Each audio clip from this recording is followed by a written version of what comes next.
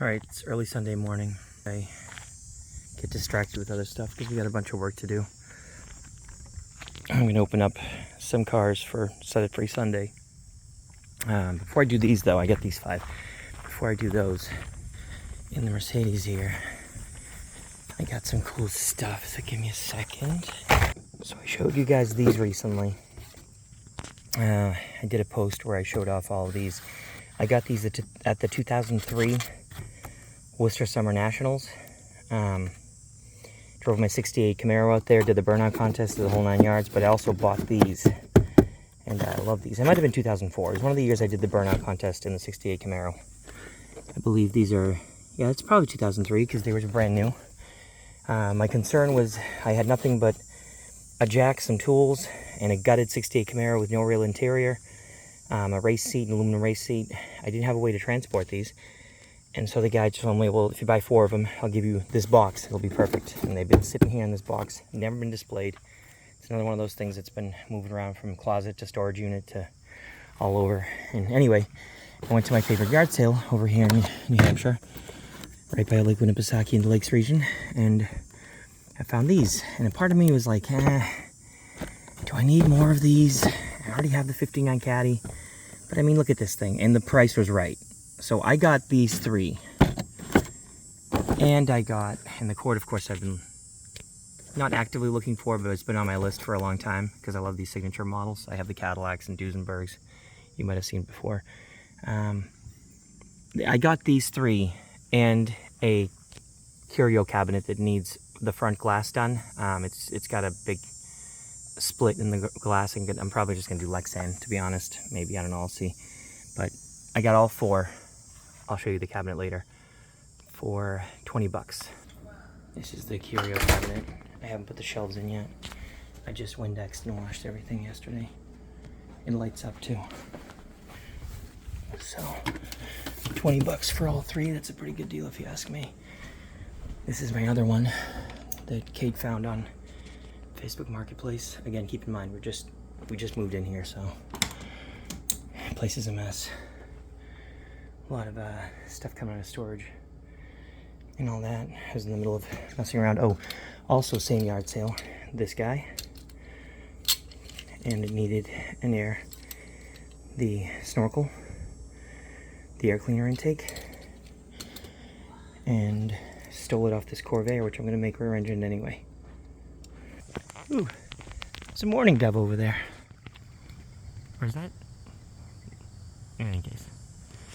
Alright, let's not get distracted. So I'm going to show you guys these, and I myself want to open them up and see them to see what, if any, damage has occurred from just them aging out, and some of that plastic that's pretend chrome tends to not age well. But even though the boxes are gnarly, they look to be in good shape. Look at this thing. First production car with hideaway headlights. The cord, and of course the cord at the time was in the Duesenberg family, so it was cord, Auburn Cord and Duesenberg were all owned by Cord, the man. And yeah, I mean, this is a neat car. I actually prefer the coffin nose to be a big sedan. For some reason I like that look the best, but obviously a coupe or a convertible is, you know, something they're more apt to make a Diecast model out of, for obvious reasons. But it's got the suicide doors. These usually remove off these, they come off. I wish they just sat down better, to be honest, but whatever. I'm gonna have to clean this thing up once I get it off the pedestal here, but there's a view of it, top down, doors open. Once I got this off and clean these up a bit, I still have to do a little better job of it, but the top sits on there better once you actually take it off and you don't snap it in all the way. Believe it or not, it aligns better. So there you go. You got a pretty detailed engine, which is cool. So there's the coffin nose. I'm gonna trash that box because it's so gnarly. There's no point in trying to save it. But yeah, very neat vehicle. It was way ahead of its time. I don't remember if this was a sales flop or not. I don't think it did as well as it should have, but certainly the 1930s were tough. You know, it was only the Second World War that actually got us out of the Depression. FDR didn't do anything to get us out of the Depression, just more government spending and downward spiral. That's an opinion. Anyway, then we got these two. Let's open those up. One hilarious thing about these dubs, by the way, is Limp Bizkit's Fred Durst appears front and center on a lot of the them, you know. So he's got the dubs thing going on with a GMC and a Porsche, and I don't know what the heck that is, a Ferrari 356 or something. Or I mean a 456. I don't know. Anyway, it's kind of funny. But this particular one is pretty neat. One thing I can really appreciate with these is certain details that most people don't care about.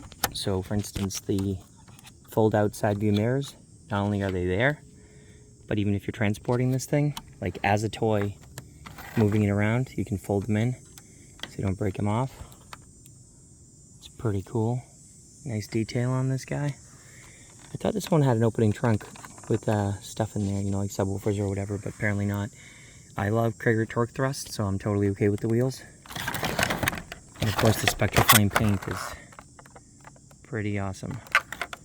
Not the best representation of a you know, the last gen B body Caprice and Impala SS, but it's nice. A little derpy up front. Jada seems to, from the very beginning, and they even have an issue with it now, they tend to not get the face of a vehicle just right. Like a lot of times the headlight grille ratio, or the angle of the headlights, or the angle of the grille, or the proportion of the headlights to grille seems to be a little bit off. And it drives me crazy sometimes. In this case, I can kind of be forgiving. This car, the real version of this car, customized as it is, it would have already looked odd because we're so used to seeing the Impala SS all black. That's my opinion on that. Alright, so this one is, I believe, a little bit newer. Could be wrong. Yeah, 2004. Same basic feel. Here's something I can appreciate. So in the vein of the, similar to the folding side views, look at this. They put little protective tabs over those taillights, knowing that that was such a prominent piece of this car that makes it so special. Oh yeah, and this one's hydraulics in the back. Take a better look at that. Look at that, it's a 59 Coupe de Ville. I mean, who doesn't love 59 Cadillacs? I like 59 Buicks better because I'm a weirdo. But still love 59 Caddies. I just think 59 Buick gets it's almost impossible to find. And actually, some 59 Caddies stole their brakes off of Buicks because they had those big, giant, thin drums. They were the best brakes that year. That was a huge selling point for 1959 Buicks, because the brakes were amazing, especially for four-wheel drums. But yeah, this thing's pretty cool. The side view mirror is kind of awkward. Kind of curls in. It's almost like, oh, there we go. Okay. It wasn't snapped in right. That's a little better. I would have been okay with it that way too. It's fine. But yeah, these Jadas are pretty cool. Check them out and pick them up when you get a moment. You know, when you get a chance at yard sales or cheap on eBay. Have a good Sunday.